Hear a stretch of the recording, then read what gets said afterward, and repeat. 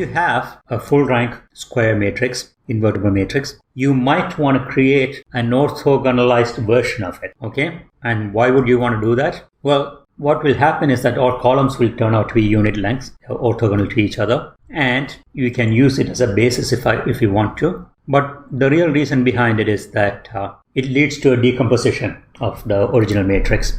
So any square invertible matrix can be written as QR, Q being one orthogonal matrix, R being another matrix with some properties, and that becomes the basis of some algorithms. Another thing about the orthogonal version of it, it preserves the norm of a vector. So suppose you have some vector x and you're multiplying it by q, let's say is vector x0. This gives you x1, and then you multiply by q again to get x2. This kind of iterative thing might come up in computer science in programs, and you might have something like xn giving you xn plus 1 q, which basically saying that q to the power n times x0, or maybe n plus 1, is equal to xn plus 1, something like that. So basically multiplying by a matrix a large number of times, and if you know that the matrix that you're multiplying with is actually orthogonal, then you know that the size of these vectors xn plus 1 is going to be tractable. It's not going to become too big, overflow error,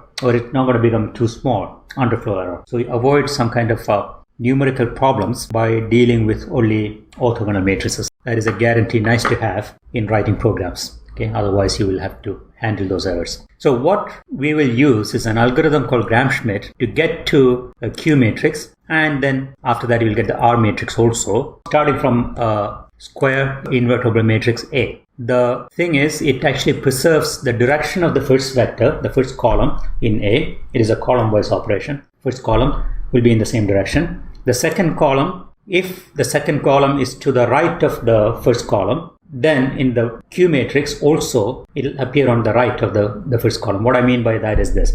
In order to go from the first vector to the second vector in some space, you have to go in the clockwise direction. That is what I mean by to the right of the first vector. In the Q matrix also, in order to go from the first vector to the second vector, you will have to go in the clockwise direction.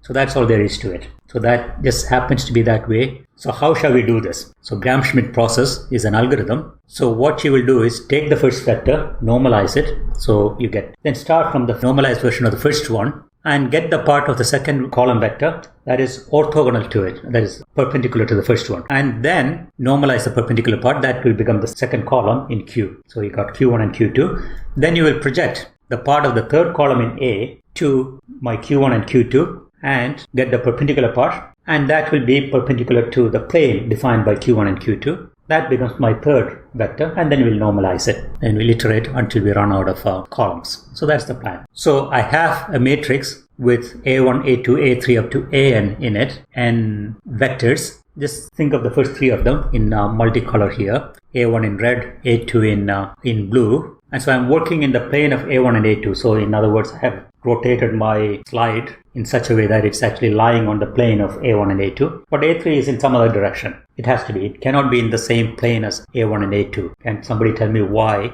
This matrix is supposed to be invertible, so the columns are linearly independent. It's a full rank matrix. If they are on the same plane, then it will mean that A3 is a linear combination of A1 and A2, which is not allowed. Maybe it is sticking out of this plane towards me. So the first step is to normalize A1. Now what I do is find the perpendicular part of A2, for which I compute the parallel part first and subtract it away, and then I get the perpendicular part. And then I normalize that to get my second vector in my Q matrix. So I have two columns already.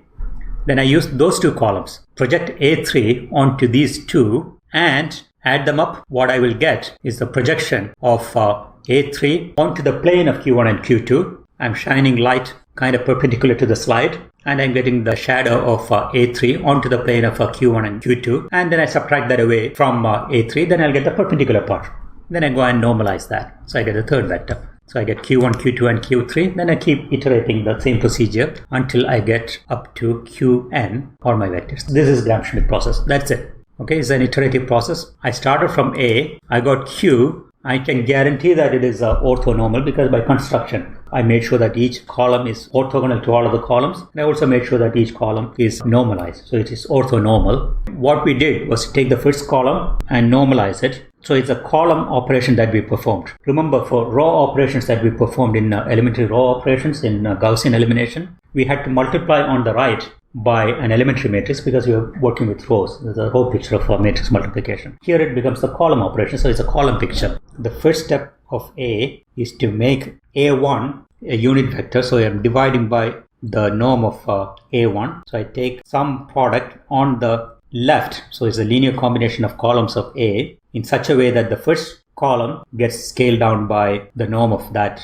column. So the first element of X is going to be 1 over norm of A1, and I take none of the rest of the columns, so all other columns are going to be 0. So that's the only thing I'm doing. So A is going to Q. So first operation is that. When it comes to the second column, what I'm doing is taking the first one. So there's some operation I'm going to do with the first one, and then taking some part of the second one and subtracting away from the first one. So I'll have some element here, let me call it X1, 2, and some element here X2, 2. But I won't have anything coming from any other columns. I'm working with the first column for the first column of Q, first and second column for the second column of Q, and so on. So it's going to be an upper triangular matrix. It's going to be 0 down here and potentially non-zero up here. X is going to be an upper triangular matrix. So it's a multiplication on the right, and it's an upper triangular matrix because the first column Q1 of Q is a scale version of the first column of A, which we call A1, and the second column Q2 of Q is a linear combination of the first two columns, okay, A1 and A2. So that's why it basically becomes an upper triangular matrix. So A times some upper triangular matrix is going to give me Q.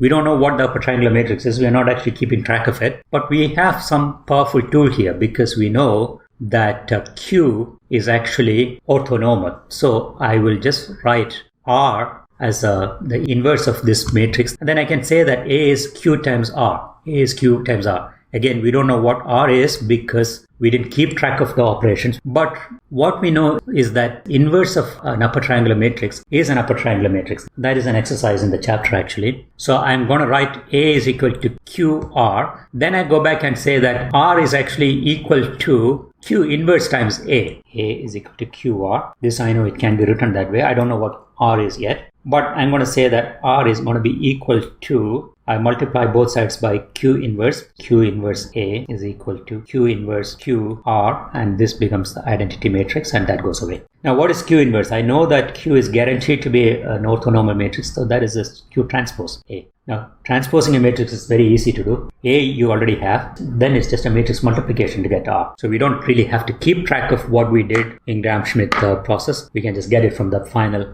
Q. Easy to compute.